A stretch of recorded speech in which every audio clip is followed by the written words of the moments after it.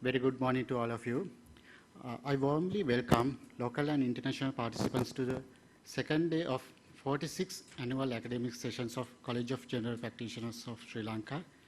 Yesterday we had a very successful session. We had participants from around the world.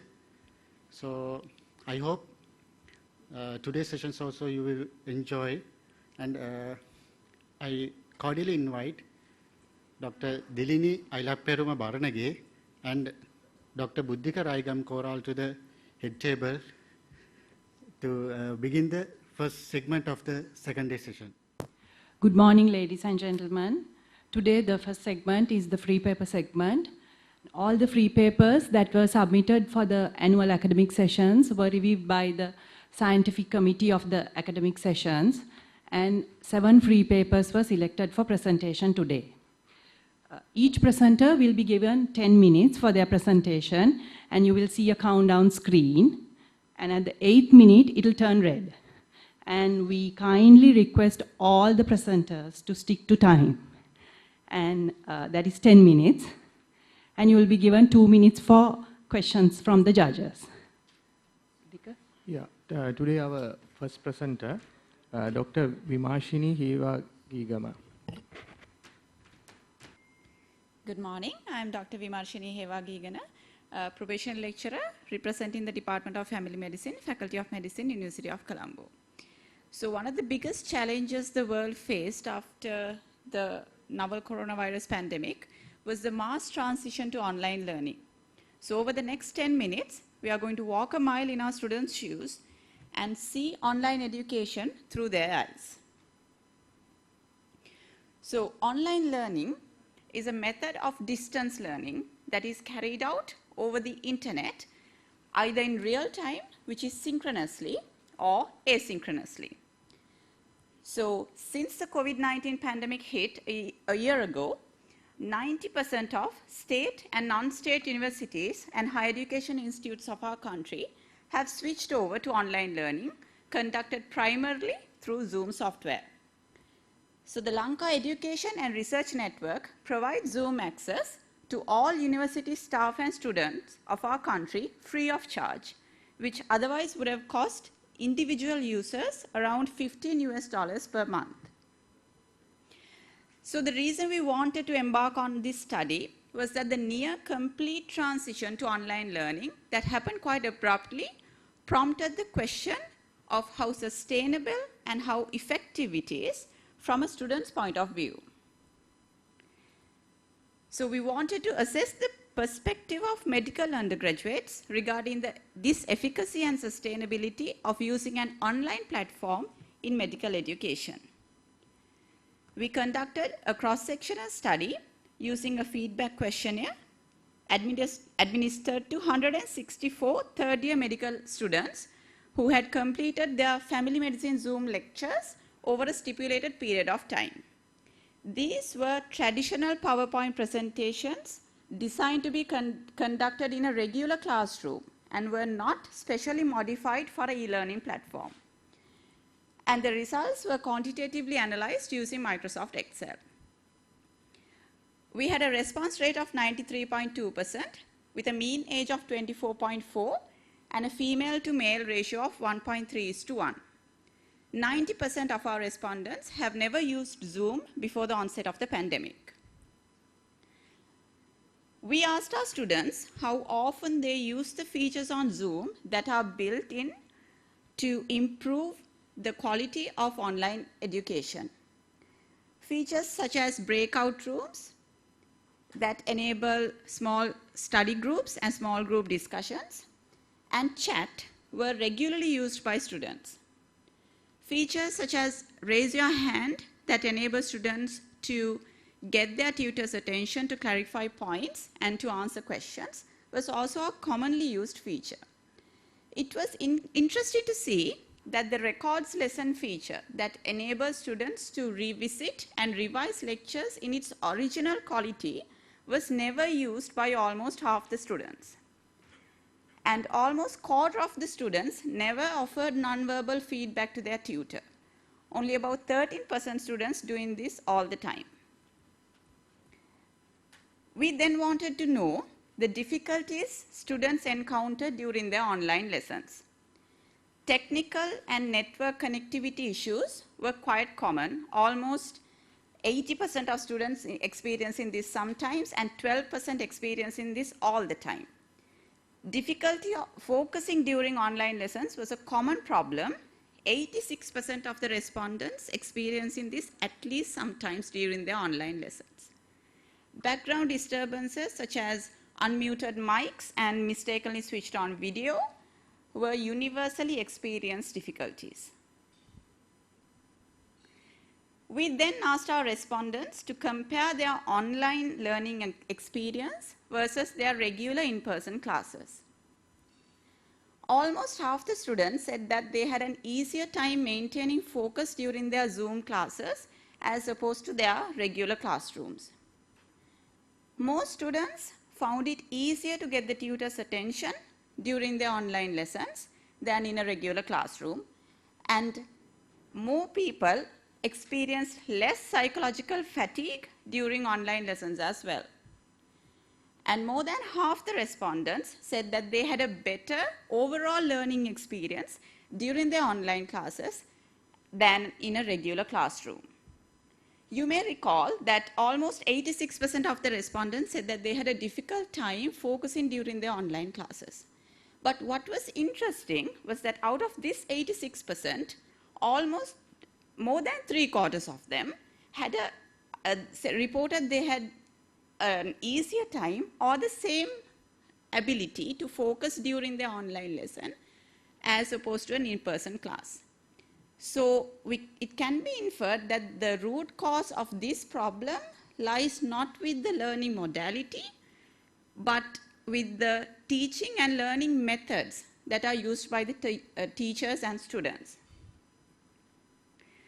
Then we asked our students how we can make their online learning experience better. One of the options offered was to mandate students to switch on video during lessons to make sure that they were paying attention. And as it could be expected, the answer was a resolute no. Allocating time off screen either during the lesson or between lessons and conducting shorter lessons during online classes were popular opinions. And locking late students out of online classes was again a widely unpopular opinion. You may be aware of a host of privacy and security concerns that arose with online education. However, only 1/3 of the students said that they were concerned about these privacy issues, and 2/3 were not very concerned. Overall, we wanted to know whether the students thought online learning, and more specifically Zoom, was an effective long-term tool in medical education. 82% said yes, and of the 18% who disagreed, most of them wanted to go back to in-person learning with strict health measures. Regarding the optimum duration of an online lesson, most students opted for a 45 minutes to 1 hour session. A small minority wanted their online lessons to go beyond an hour. And unsurprisingly, these are all students who have had a good overall learning experience in their online classes. So from this study, we inferred the following things. While Zoom learning is a relative novelty in our country, the proficiency and the adaptability of our students seems adequate. While certain drawbacks were common and some were universal, these do not seem to have deterred its users, and the platform remains popular. From a student's perspective, online learning is a viable long-term solution to distance learning, provided that its drawbacks and security concerns are adequately addressed. And we as teachers have to explore new teaching and learning methods to keep our students engaged and focused in our classrooms, regardless of whether it's online or in a regular class. There were certain limitations in our study. We only assessed Zoom software, while there are other platforms such as Google Hangouts and Microsoft Teams. And only medical undergraduates were included in the sample, so this may not be able to be generalized to the widest student population. We only assess the transfer of knowledge and not the skills and attitudes, which are two vital components of education. These are references. Thank you and stay safe. Thank you, Dr. Vimashini, for the discussion. Do you envisage continuing this even after the COVID outbreak? It is a good alternative to in-person classes, sir, mostly because I think this will not be the first and only pandemic we will experience.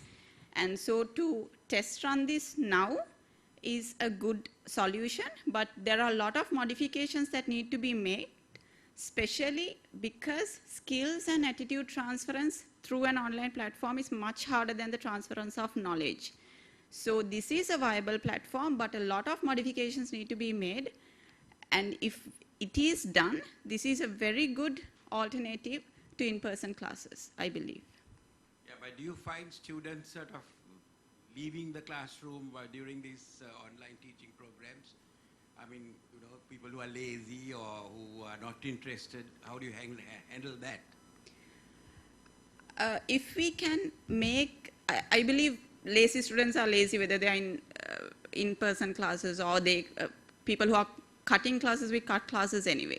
It has been found that attendance is much better at online classes as compared to online regular classes.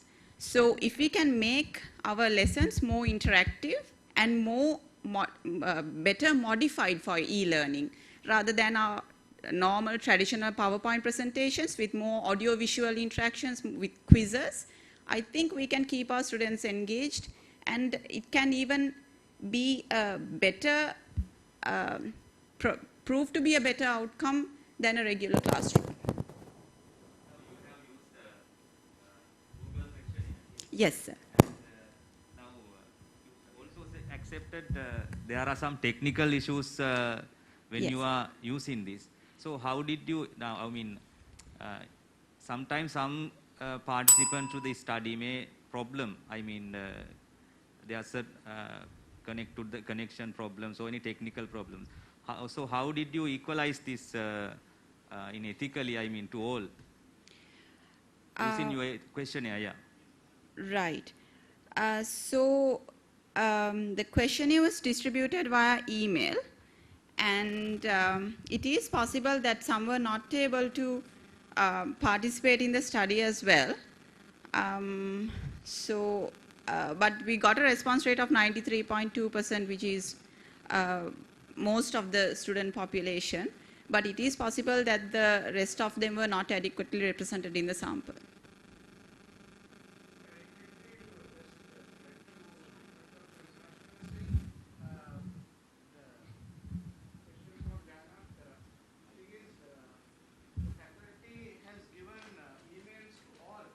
Yes.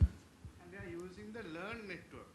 So the connectivity is fairly only on the students' part, it's an issue, but otherwise it's very uniform. So all using the same platform. And also Dr. Preeti's question was very important from a perspective, because actually with Zoom you can connect and go off. We don't know whether you are physically there or not. So these are issues, there are technical, like we can ask them to keep the video on all the time, but that interferes with, there are technical issues, the bandwidth and so on. So those are the challenges which we have to look at.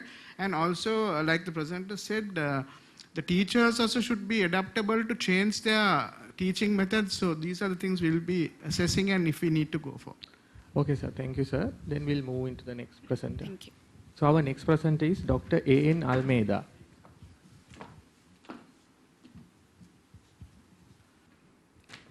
Good morning. I'm Dr. Almeida from Lady Ridgeway Hospital, and I will be presenting about the patterns of changes in primary healthcare seeking behavior during COVID-19 pandemic.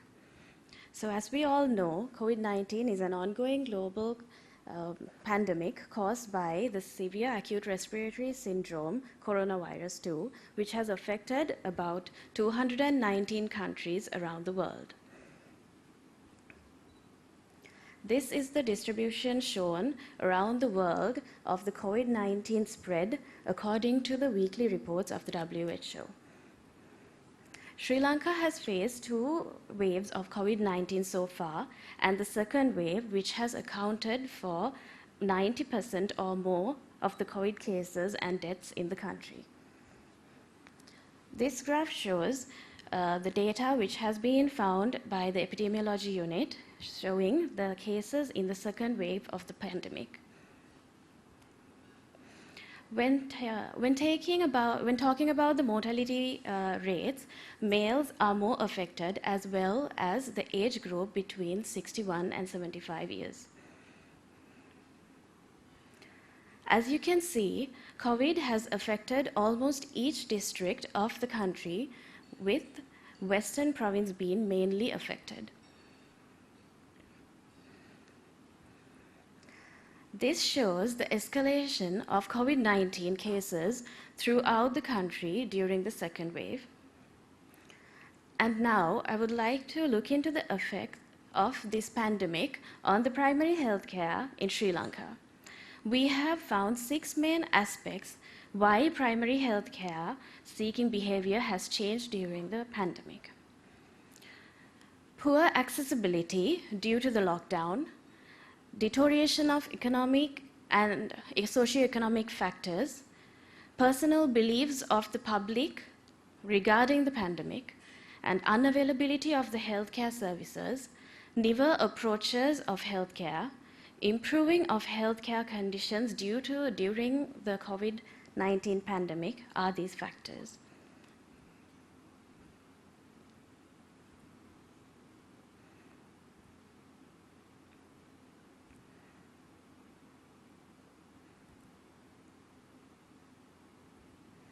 When talking about our main objective of this research, it is to identify the patterns and reasons of changing primary healthcare seeking behavior of the public during COVID-19 pandemic and to assess patients' perception of GP care.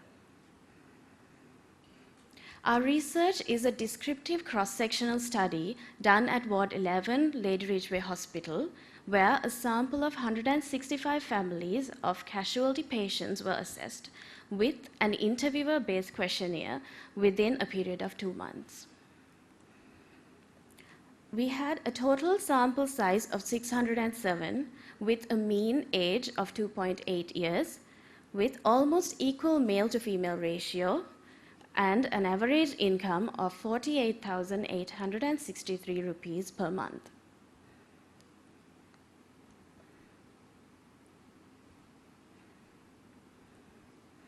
This slide illustrates the geographical distribution of our sample population across the country according to their residence, where majority of the cases are from COVID-19 hotspots of the Western Province.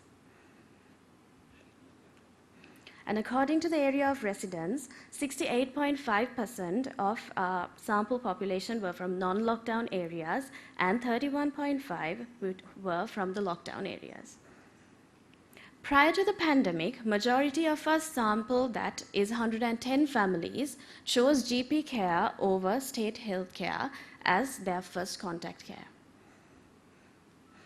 When questioning for the reasons for their preference, majority of 65% said to be due to the accessibility, and the other reasons were reliability, time factor, and past experiences. According to our research, average number of GP visits per family per month in pre-COVID period was 2.12, has reduced to 0.35 during the pandemic, which is a statistically significant reduction in the rate. Then we analyzed the reason for the reduction in the lockdown areas, and the 3 main reasons were unavailability, absence of health problems, fear of contacting COVID-19. When compared to the lockdown areas when compared to the lockdown areas, the main 3 reasons in lockdown areas were non-lockdown areas were absence of healthcare problems, unsatisfied with safety measures taken at the GP centers, unavailability of the healthcare facilities. And other reasons were given to be poor accessibility, fear of COVID-19, financial instability, and peer pressure. Next, we assessed the preference during the pandemic, and as opposed to the pre-pandemic era, the GP care seeking behavior has reduced to 56% from a value of 66% pre-pandemically. When analyzing the overall trend of preference of primary health care out of the 110 families who have preferred the GP care initially, 19.1% shifted to state health care during the pandemic. And in result, 7.27% and return, 7.27% of the population turned other way from state health care towards the GP care.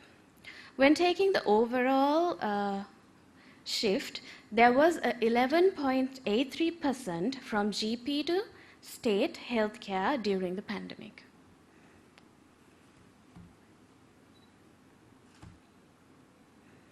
However, when we performed a subgroup analysis among the non-lockdown area residents, the findings were quite interesting. So overall, even though there was a net shift towards the state health care during the pandemic, among the non-lockdown area residences, there was a 8.2% shift towards GP care, which means when both the healthcare modalities are freely available, people tend to prefer GP care over state healthcare during the pandemic. And the two main reasons were found for this preference as the accessibility and the GP setting being safer in terms of contacting coronavirus.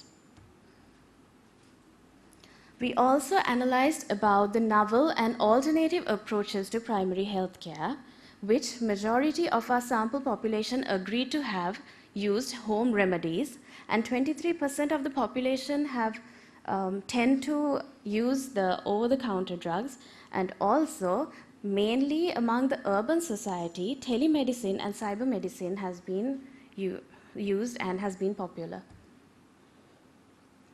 We analyzed the safety measures which were practiced in our GP setting as observed by the patients, and many admitted to witness the basic safety measures such as wearing a mask, hand sanitizing, hand washing, wearing gloves, and wearing a face shield. But important aspects of COVID-19 safety measures such as screening for risk, distance maintaining, contact detail documentation, and physical barriers, etc., were unexpectedly low in the GP setting. Which moves us to the satisfaction of our sample population, which was quite disappointing because 85% of the patients, the sample population, were partially satisfied or unsatisfied with the safety measures taken at the GP setting.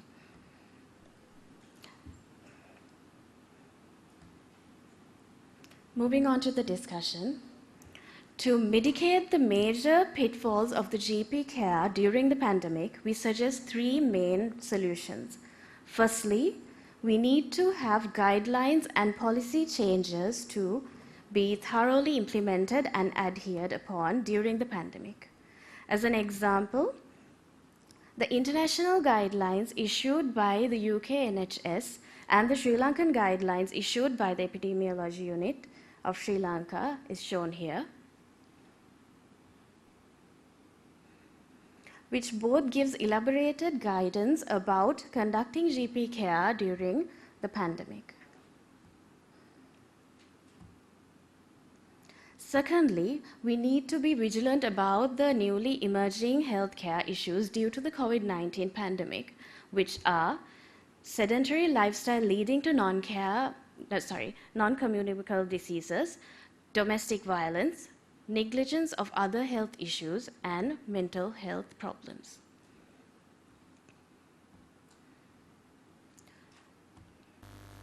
Based on a research done in Lebanon showing that there has been a drastic increase in telemedicine seeking behavior is popular during the COVID-19 in all aspects of healthcare.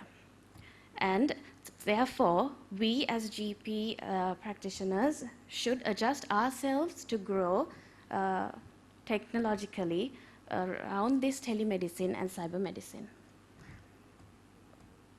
Conclusion.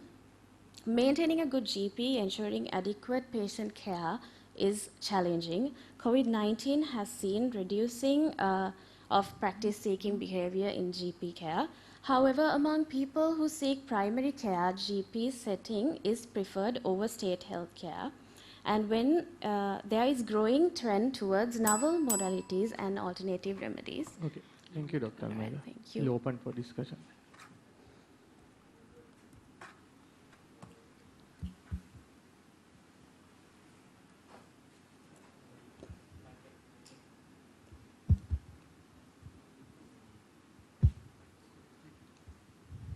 Yeah, good presentation. Just want to ask you, you said at the beginning that there was a change, a shift from the GP to the state sector in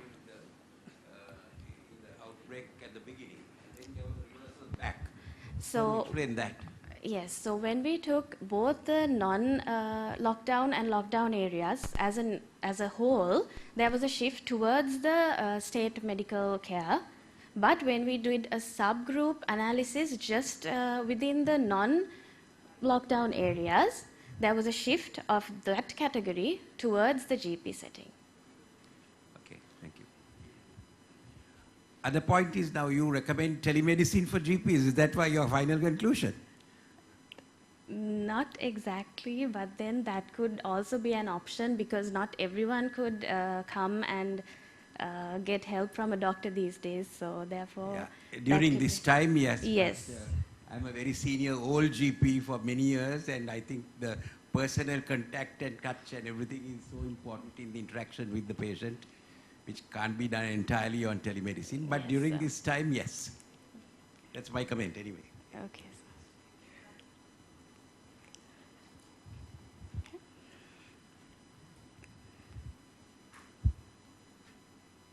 Is that all? Is that all from the judges? Is that all, sir? Okay, thank you, sir. Thank you. Okay, Thank you, Dr. Almeida. The members of the College of General Practitioners were provided with a wall calendar. This calendar had the vital purpose of promoting the concept of a family practice, and each page in the calendar from November 2013 onward for a year and 2 months had a message in 3 languages. This message would serve to endorse the value of the family doctor for all persons who visited and consulted the member of the college. While underscoring the services offered by the college, this project also helped to educate the public. The slogans were meticulously drafted by a team of college members. The idea was to promote among the public the idea that a qualified family doctor will be a friend, advisor, and confidant to guide them in their decision-making to ensure effective, efficient, and cost-effective medical care. The calendar was delivered to all members free of charge, and the project was financed by a pharmaceutical firm. We'll move into next To end- presenter. Our next presenter is Ms. Rajika Jinadasa. Good morning to all of you. I'm Rajika Janadasa. So today I'll be presenting on glycemic control as a therapeutic target in breast cancer prevention. So this will be my content of the presentation. So as we all know, breast cancer is one of the commonest carcinomas among women globally. So global cancer statistics by WHO has stated that by the year 2020, it has become the leading cause for cancer deaths among Sri Lankan women as well.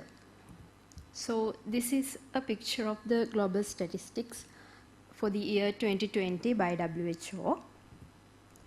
Right. As we all know, it is stated that early diagnosis followed by proper management of breast cancer has been proven for better prognosis, and also it has reduced the mortality. So researchers around the world are conducting a lot of researches to find out effective therapeutic targets and also preventive strategies for breast cancer. So, from these studies, they have found that beyond the conventional anti-cancer drugs, several other non-anti-cancer drugs also have anti-cancer properties against these breast cancers. So, they include glycemic controls or testosterone hormone derivatives likewise. So, and also these studies have found that even some of the unpublished data in Sri Lankan setting has found that maintaining a good glycemic control can reduce the risk of incidence of breast cancer, as well as it has aided better prognosis. So, in this study, our aim was to find out whether glycemic controls can be used as a therapeutic target in breast cancer in vitro. Right? Therefore, we conducted a literature review.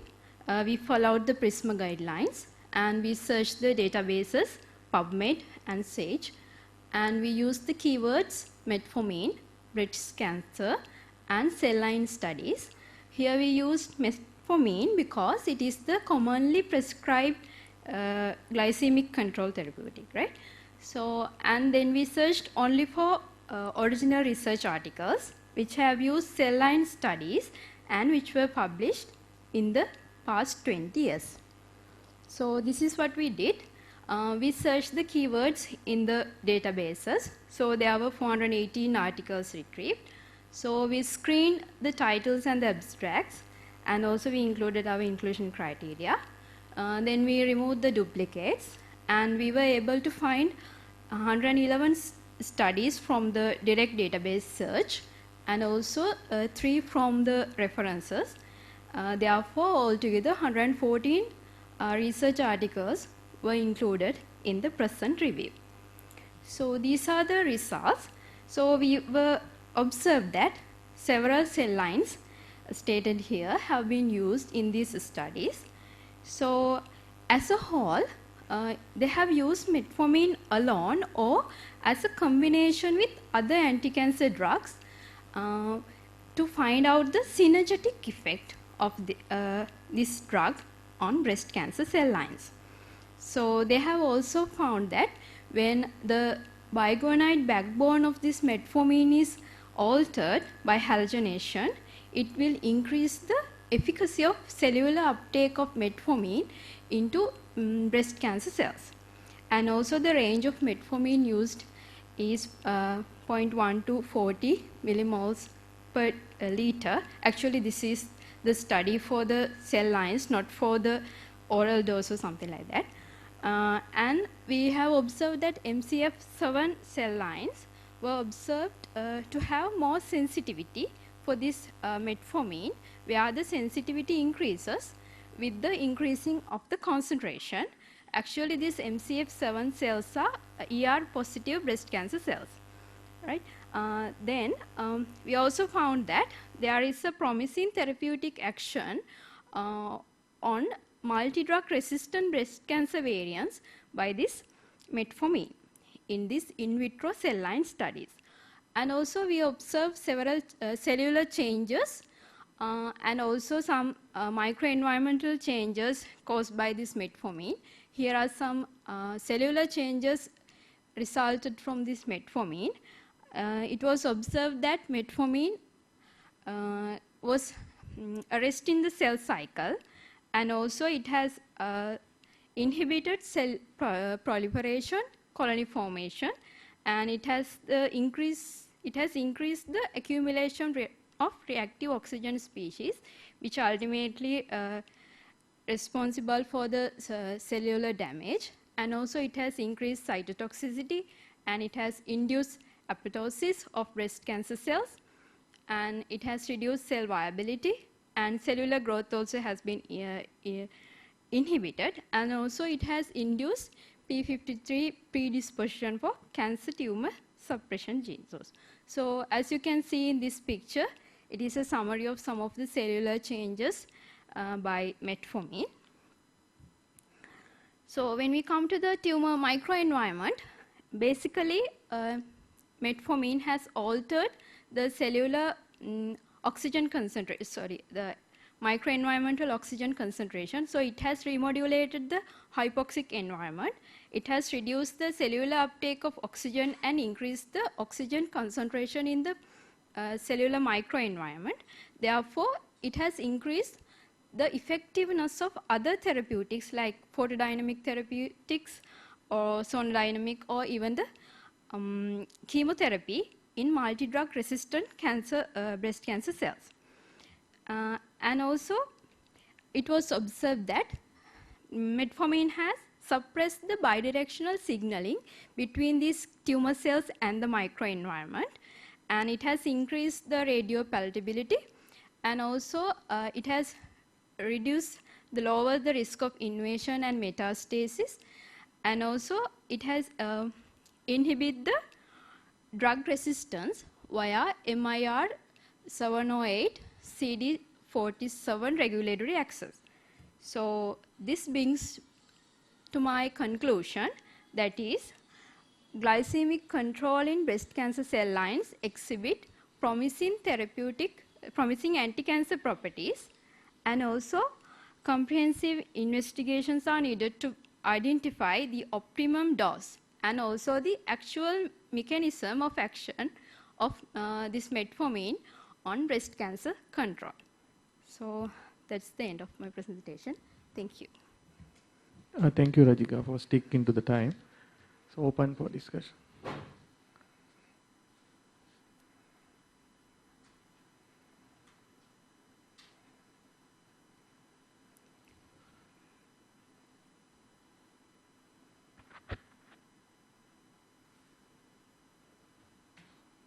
The judges may ask their questions. Did you find anything related to... Hold on, sir. Did you find anything related to this use of this metformin in breast cancer prevention? How we use, is it for diabetics or is it for non-diabetics? How we use? Actually, sir, there are no studies where they have used metformin as an anti-cancer drug. Basically, it is still prescribed as a glycemic control only. But there are some evidences where the prognosis and also the incidence of breast cancer has been reduced in women who have been on metformin for a longer period. Even in Sri Lanka, there are some unpublished data where they have found that when some of the women who had used metformin has shown better prognosis of when they get breast cancer also. Yeah, then it comes to me the question that when you have diabetes and when you keep under well control with metformin, then your immune system is good. Then there's a bias in that case. Is it immune system that has an effect, or is it metformin that has an effect? Actually, the breast cancer can be due to several other causes as well. So it is, if we can't say that if a patient is on on metformin, she will not get breast cancer. Like, we can't say that. But they have reduced and also the action of metformin has been studied in several studies, not in locally, but in international level. A lot of studies have been conducted to find out these mechanisms as well. Do you have any statistics of non-diabetics using metformin in your study? No, I don't have that in my study. In presentation, is it? Yeah, no, in your study, have you looked at that, the non-diabetics using metformin No, the sir. breast cancer? No, I didn't come across such patients, that mean non-diabetics who are on metformin and who have lower the risk. It was not found in this study. To enhance the capacity of the members of the College of General Practitioners, they would be better equipped with having recourse to a network of contacts and resources. Toward that end, the Council of the College embarked on a novel project, namely a desktop aid back in 2007. Later, the desktop directory was created, improving on the previous version. The reprinted edition with additional useful information was released at the November 2013 College Academic Sessions. This empowered the general practitioner to compete with advances in the health system in the private and state sectors. The information in the directory helped general practitioners to provide pragmatic and cost-effective services to their patients. They better equip the general practitioner to advance his capacities in treating patients who are ever more aware and demanding of quality with efficiency and accuracy. General practitioners could access specialist medical expertise available in various fields in the hospitals in the private and state sectors. Details of diagnostic centers, companies selling medical equipment such as home monitoring devices and mobility aids, other allied services in both the public and private sectors like dental practitioners and so on. The copies printed were given free of charge to all our members and were sold to others at a nominal fee. The cost was covered with advertisements and sponsorship from a pharmaceutical firm. The copies were delivered to members all over the country. After all costs were met, the college was able to make a profit of 3.3 million rupees in 2013, which supported the college building fund. In pre-paper segment, our next presenter, Dr. Daminda Deepal Wijesurya. Good morning, everybody. I'm Dr. Deepal Wijesurya, one of health informatics consultant. My domain is health informatics. So I want to show how it is cost effective and how can we use that electronic medical record system and other health domain in primary care to get a cost effective and quality services. My topic is cost effective EMR solution, especially tailor-made to the primary care physicians. I want to present my presentation on these headings. First, we will discuss what is the proposed system and its features, and cost effectiveness and efficiency of EMR system available, and what is particular to this product I am going to tell.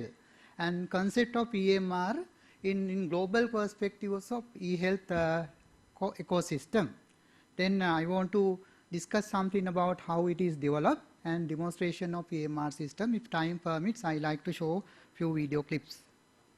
This software software solution called Shared Care Wallet. It's a cloud-based system. They provide it as a software as a service.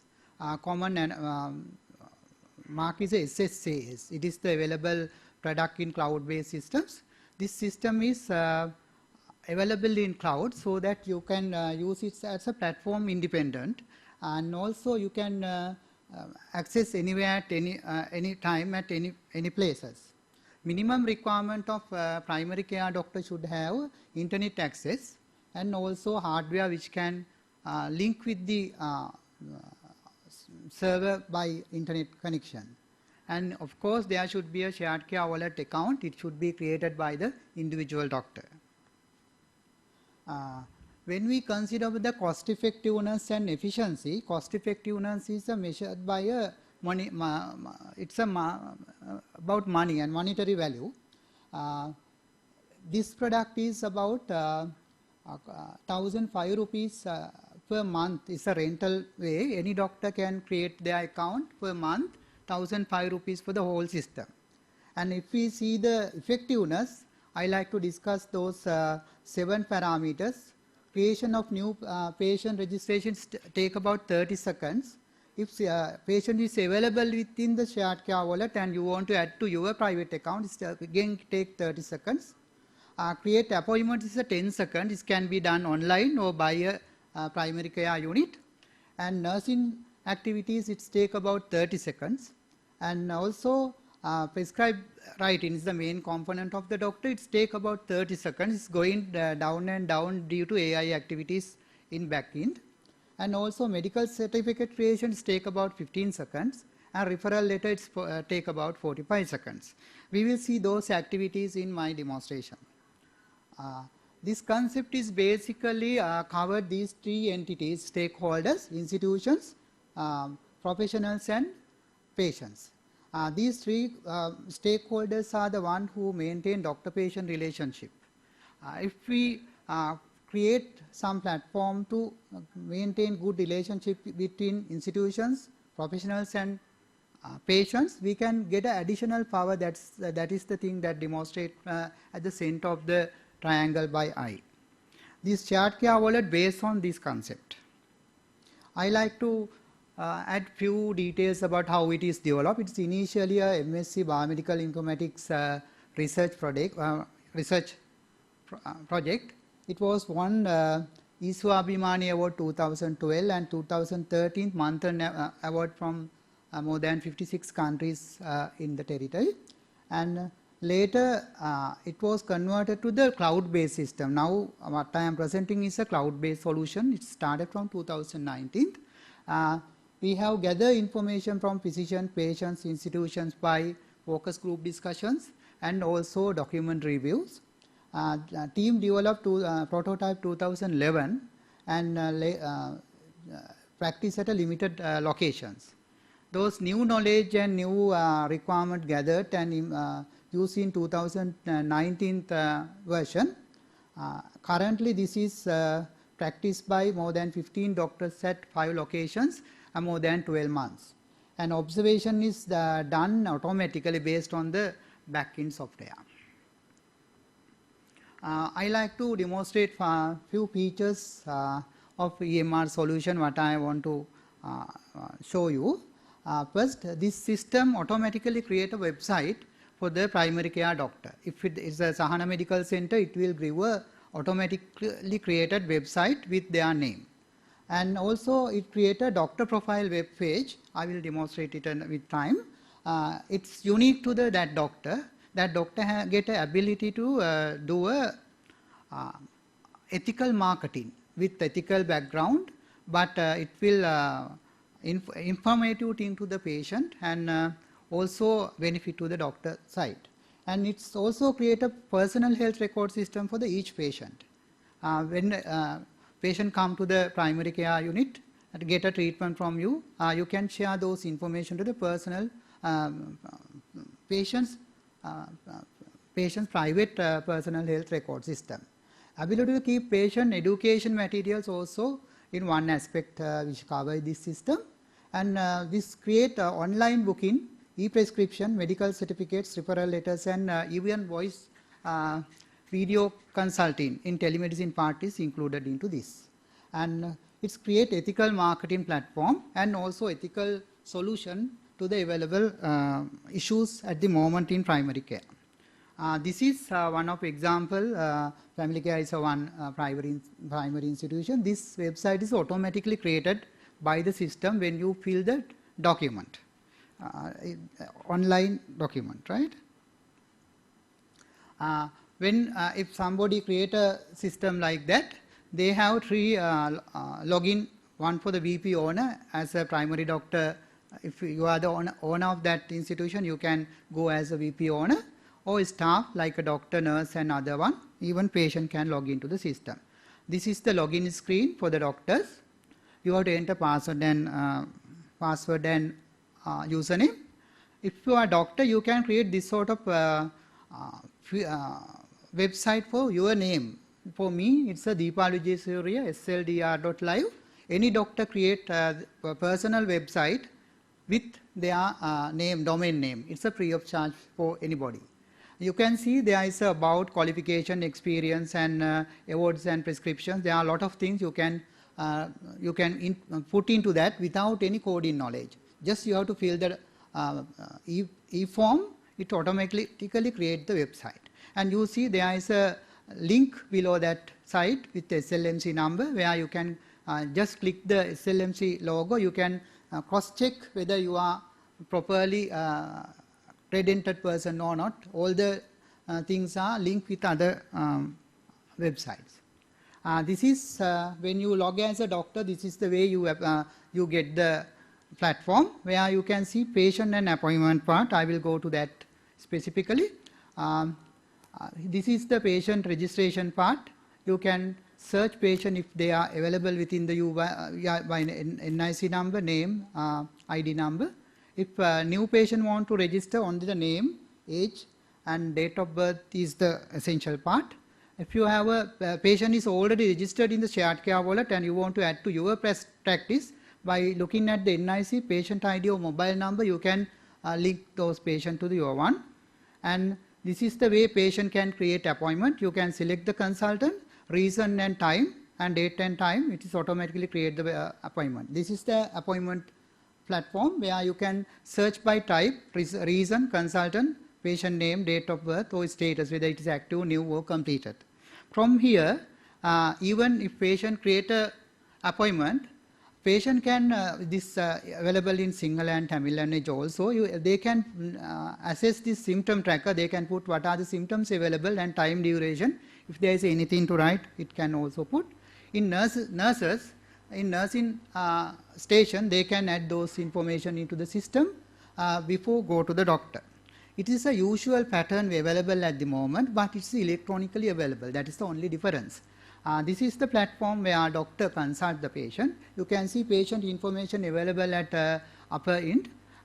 You can see the patient past history, medical history, any history you want, even blood group, allergic history and those things. You can access patient's symptom tracker and sign tracker, which is given by the nurses. And below you see that there is a medical certificate, referral letters and other things. You can create those things within very less than 1 minute. With time permits, just you can write the information at that prescription area. You can add the automatic prescription where you can put from this way, sorry. You can add it those, it's by list, right? Just I want to show a few demonstration. The time out, I can't do anything, but anyway I will write, may open this one if possible. You just see it's not a sound. We can go to the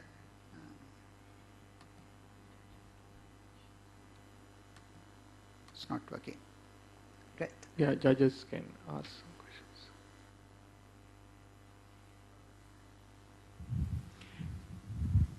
What is the classification you use for this primary care? This is primary care, international primary care version 2. ICPC 2? Yes, sir. Okay. You're using that? It's inbuilt into the system. Okay. You can map it with ICD-10 also, even SNOMED one backend. No, even doctor should not properly know about that. Just he can practice whatever he wants, but automatically in backend it is classified and give reports according to the classifications. Then you mentioned about nursing tracking update. What do you mean? Yes, sir.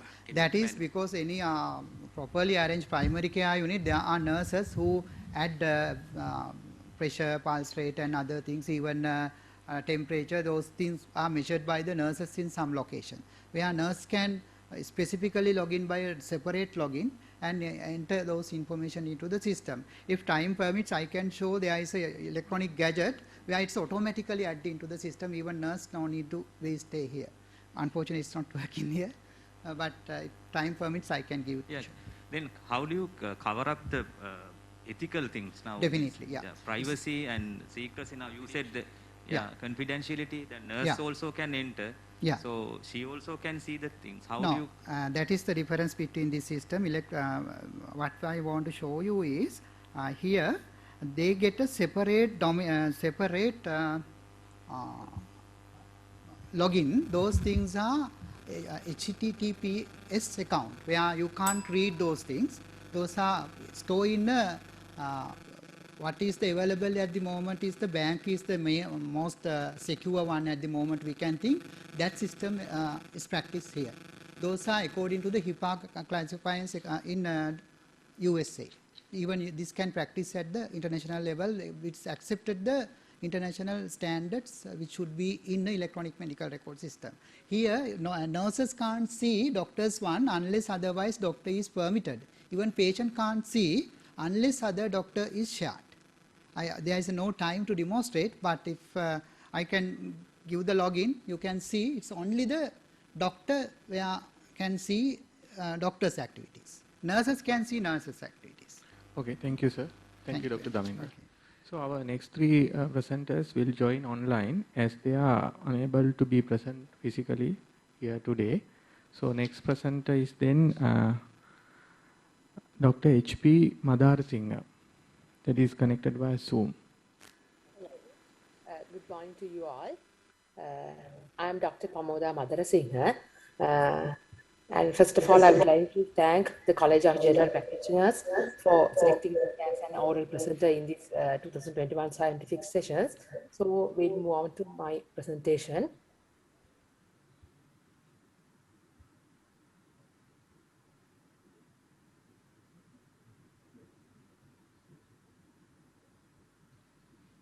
My topic is factors associated with underweight among preschoolers in MOH area, Pittukotte.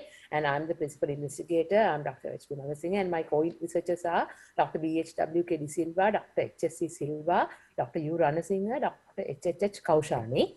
So first, as an introduction, I did this study because the nutritional status is the result of complex interactions between consumption and the overall status of health and care practices.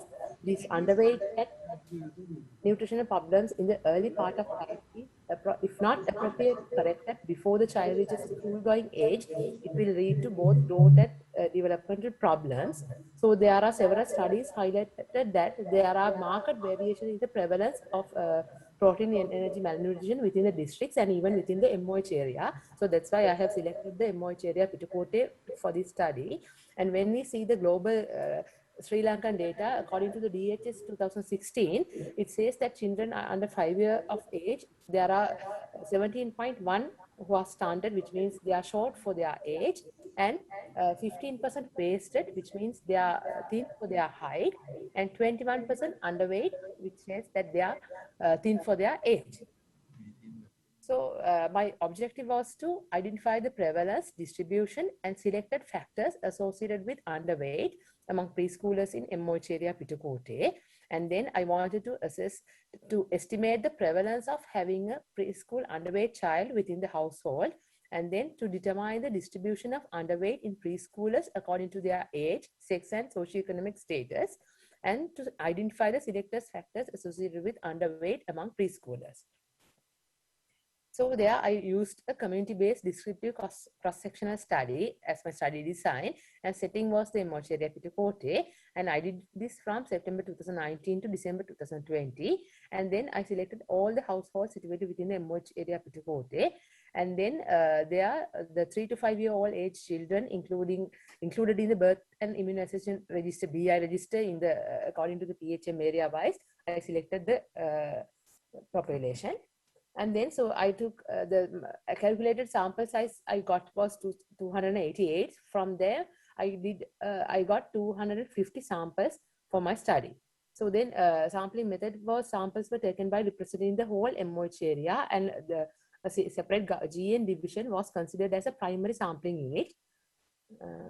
And then the data was collected using an interviewer administered pre-tested questionnaire.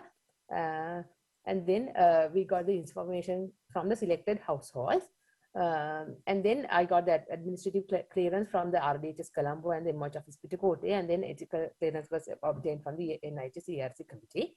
And then in my results, among my study participants, there were 43.2 boys and 56.8 girls among my study participants. And then age distribution, majority were 3 to 4 years, it's about 48%, and then 28% 4 to 5 year old, and about 23% more than 5 years old.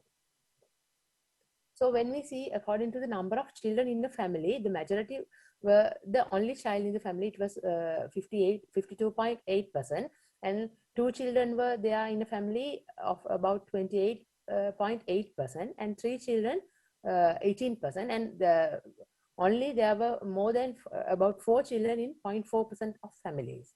And then when we see the income, majority of the families were having an income of about 80,000 to 99,990, and then 20.8 more than 100,000, and very few 11.2 from 20,000 to 40,000 salary. When we see the educational level of the caregivers, most of the caregivers, which means the mother, father, or some other guardian, they had done A levels about 42%, and who had a higher education, it's about 21.2%, and who did only up to O levels, about 35.6%.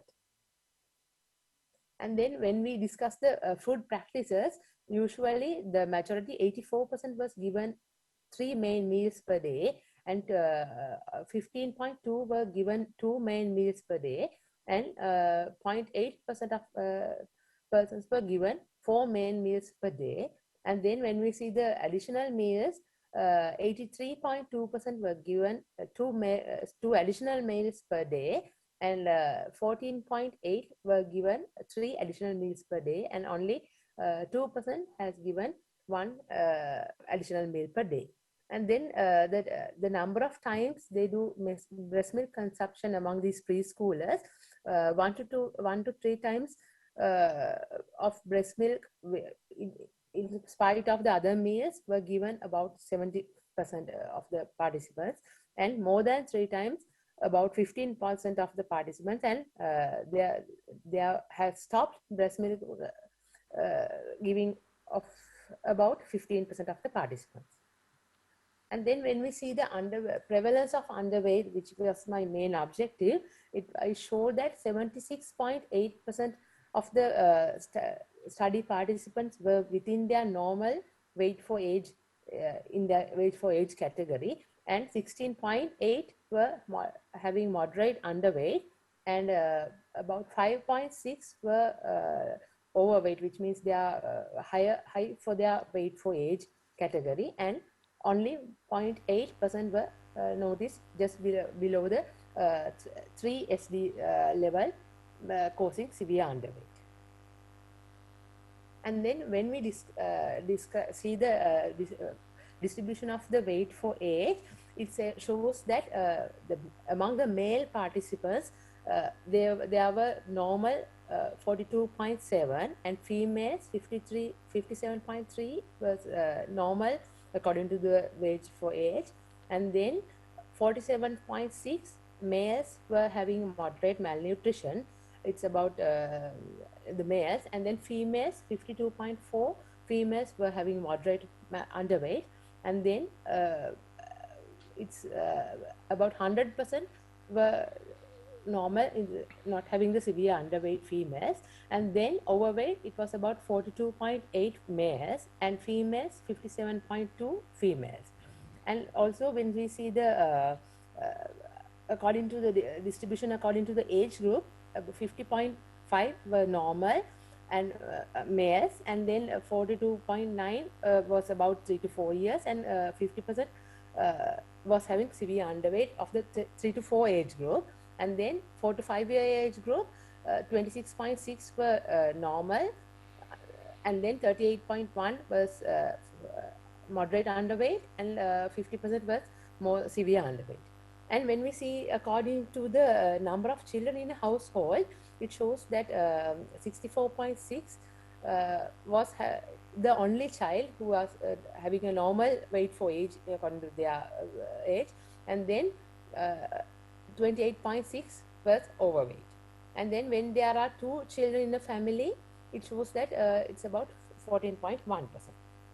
And then when we see the association, there's the number of children in the family income, and the marital status of the parents were not significantly associated because the p-value was more than 0.05 and it was not significantly associated. And then also with the food practices, the frequency of breast milk given, and the number of main meals and additional meals was not given, there was also not showed any significant association, as the p-value is more than 0.5%.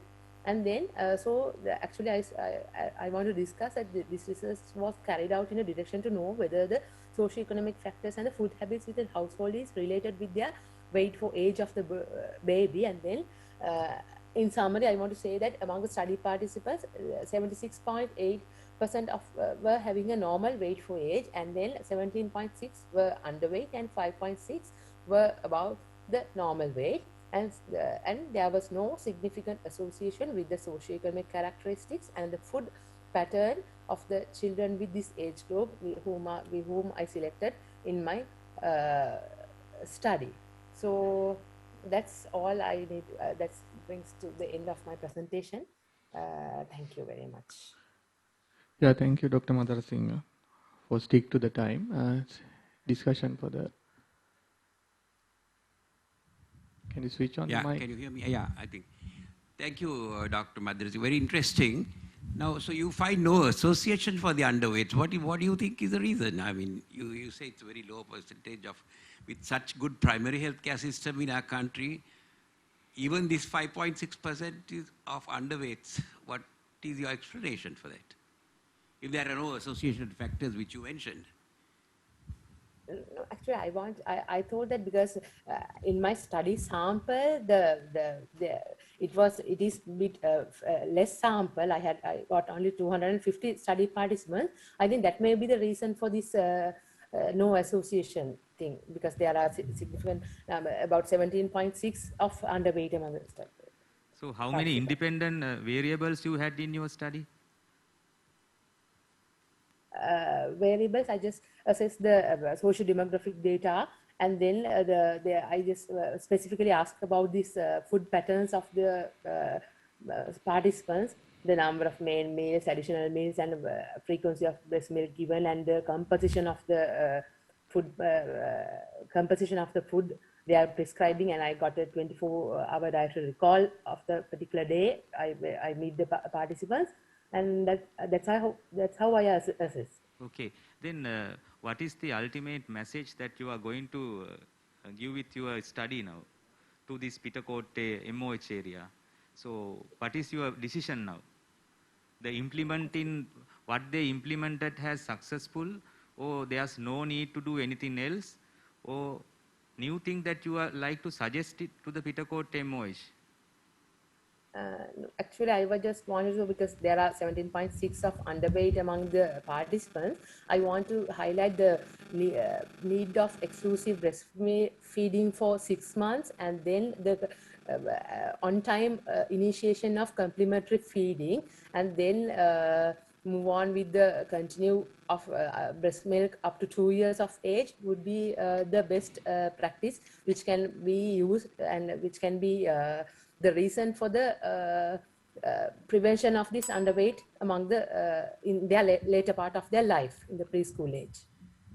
No, other than that, Dr. Madhara Singh, you know, not breastfeed, fine, your suggestions are fine, but with such a sophisticated primary healthcare system which we boast of in our South Asian region, even that much percentage should not be there. This is a sort of a urban area or semi-urban area.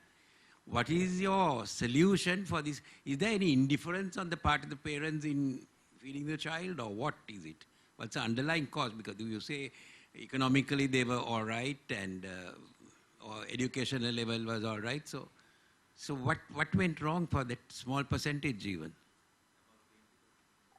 Yeah, actually, when I talk, because I work there, so when I talking with them also, I feel that because they are not practicing those things initially, because usually they are prescribing formula feeding, and so that may be the reason they'll develop this underweight in their later part of their life. So that's why I want to stick to their breastfeeding practices and those things at the beginning of their life. Because I just assess them in the about the 3-4 year age Okay, group. thank you, Dr. Madhara Yeah, Singh. one more question. How did you get the cutoff levels? Like, what is the charts you use for weight to age, or what are the charts you used? I use the usual normal CHDR. I plot their current weight in their CHDR, and then from that I You compared to calculate. which the weight to height, which standards? Yeah, weight for age, yeah, for age, and because we are usually plotting in the CHDR, no? Yeah. So that data I took. Have they done one for Sri Lanka? Or this is international charts? Have we done the weight to age chart for our children in Sri Lanka here? No, usually we have used the WHO weight for age charts and adapted to Sri Lankan standards. Yeah, but I think that's the reason. I think you can't compare to the international charts, because our weight to height variation is different from our children's growth. So therefore, I don't think you can put them as malnutrition based on that criteria, I think we'll have to have an... Yeah, thank you, sir. Thank you, sir. Thank you, Dr. Majara Singh. Our next online presenter, Dr. KMD Fernando. Good morning. I'm Dr. Fernando, and I'm here to present on onychomycosis following hand-foot-mouth disease, a case report. So this case we report is a 2-year-old girl presented to a family practice with separation of the nail plate from the matrix after 1 month of hand-foot-mouth disease. And she had a mild infection, hand-foot-mouth disease, 1 month back with mild fever spikes for 4 days and painful vesicular eruption in mouth and bilateral foot.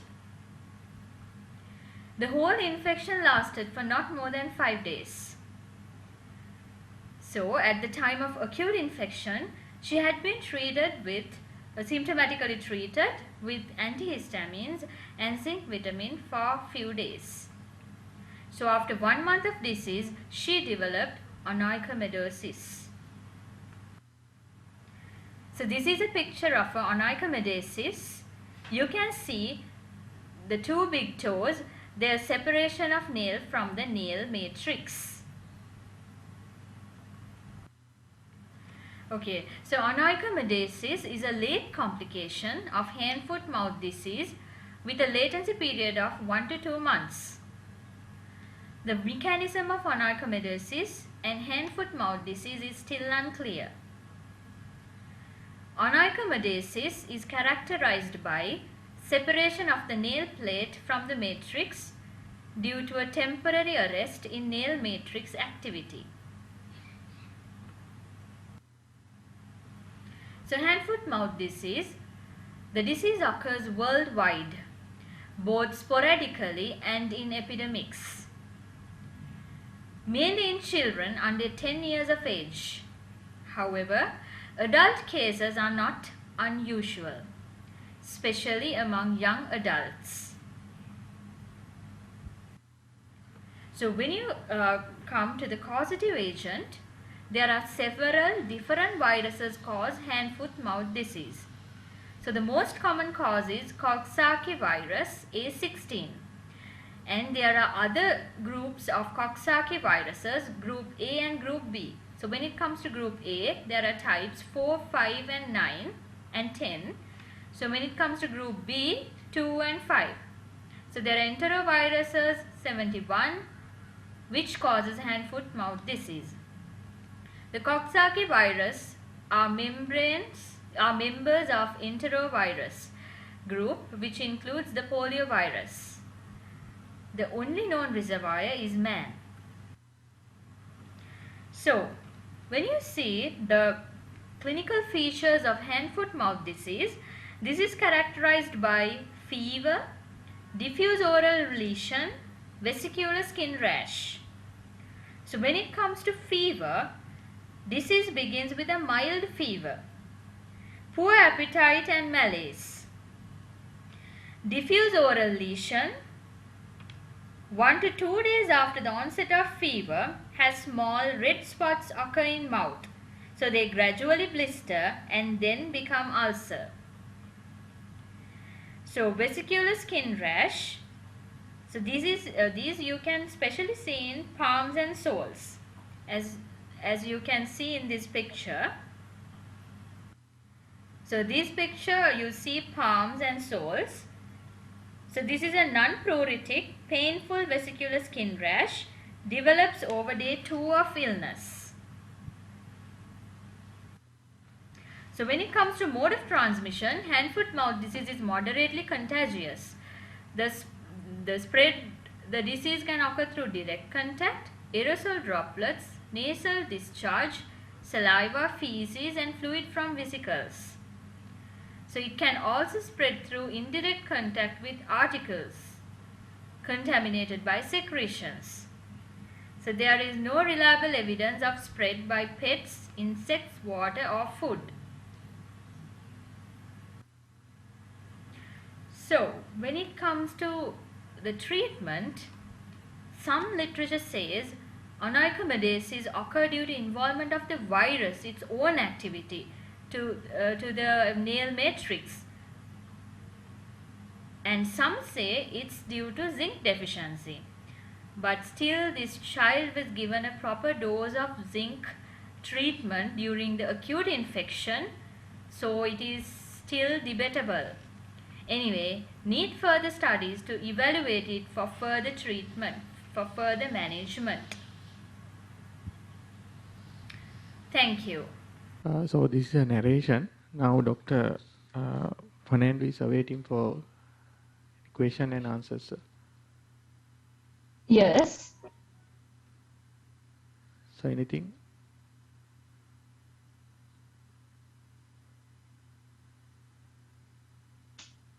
Can you provide the mic?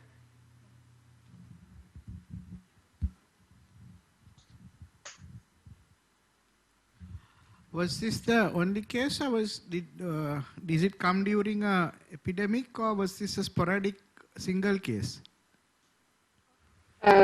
Actually, sir, the onychomycosis is not a very common complication of hand-foot-mouth disease.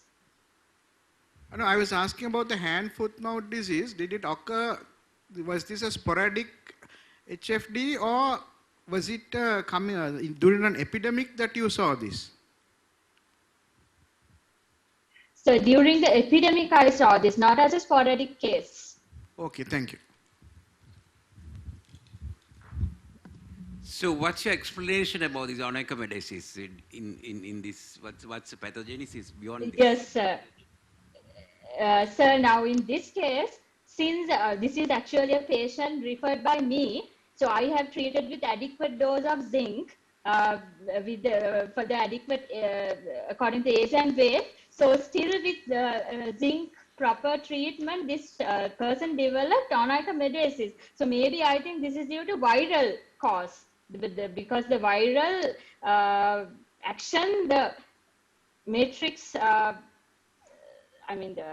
progression has stopped. You can't conclude anything by that, right? Yeah, it's just, that's... No, sir, we need further studies to evaluate this, because now some literature says this is due to zinc deficiency. Now, since I have treated this child with zinc adequately, okay, Dr. then, Fernando, we'll move into further studies. We'll move into next presentation. So our next online presenter is the same Dr. KMD Fernando. So we listen to that. Good morning, I'm Dr. Fernando. So today I'm presenting Duane retraction syndrome, an incidental finding, a case report. So Duane retraction syndrome is a congenital disorder of eye movement, partial or complete failure of abduction with retraction of the globe into the orbit accompanied by narrowing of the palpebral fissure on adduction.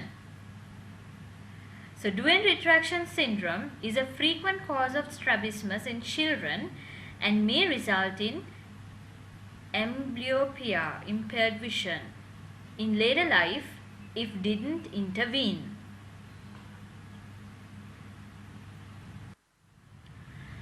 So approximately 70% of individuals with Duane syndrome have isolated Duane syndrome. They do not have other detected congenital anomalies. So the diagnosis of this syndrome is based on clinical findings. So as you can see in this picture, the gaze of the eye is directed to the left side, but the right side eye is normal, whereas the left eye does not abduct. So there's a problem with the abduction.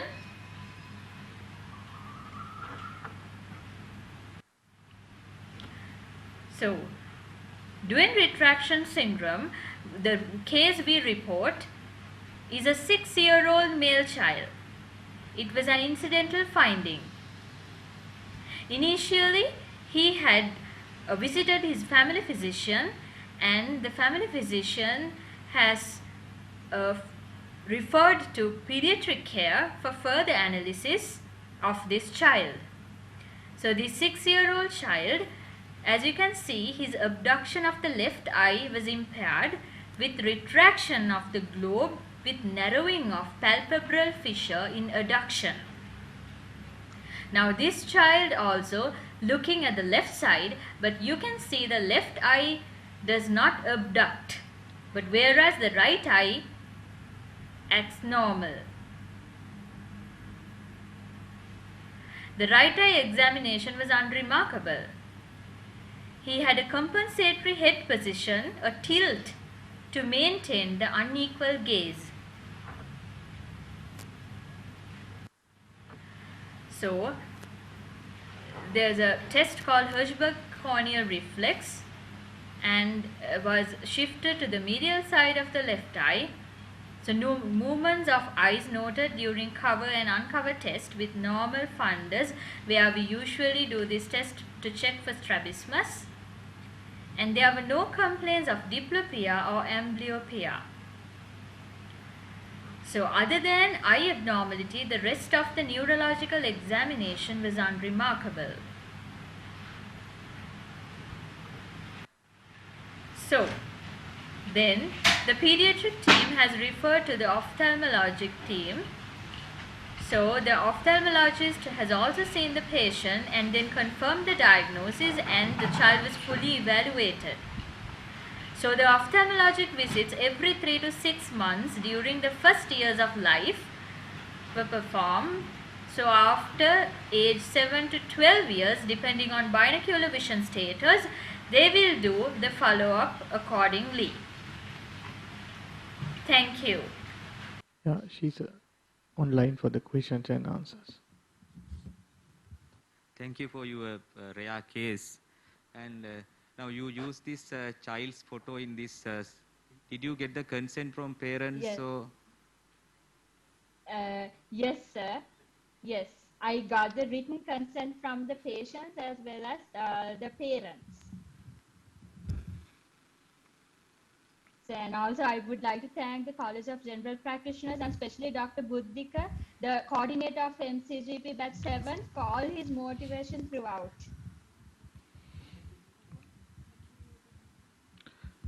Okay, thank you, Dinosha. Excuse another question. Yeah, another question, Dinosha. What kind of inheritance there? Is it autosomal or sex-linked disorder? Have you get clear my question? No, you told it's a congenital disorder. Yes. Is it autosomal or sex-linked disorder? Inheritance, I'm asking. Sir, the genetic variation have not identified, sir. They say it's a sporadic condition. So still have not done the studies, but the literature seems 1 in 1,000 children, each 1 in 1,000 child can get this kind of condition. Okay, thank you. So we have come to the end of the pre-paper session. So I invite Dr. Matthew, our President, CGBSL, to hand over the certificates to the presenters. Please, first presenter Dr. Vimashini Hewagigama. Please call over to the stage and have a certificate.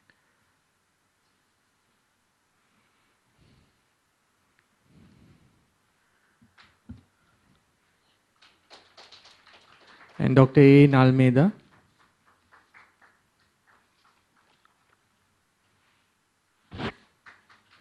Ms. Rajika Jinadasa.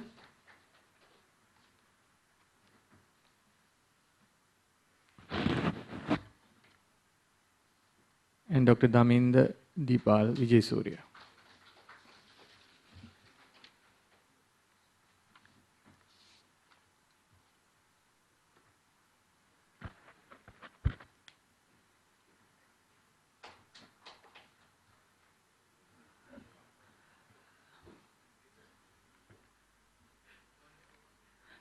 So we have come to the end of the free paper segment. I'd like to thank all the free paper presenters who participated today and also our judges.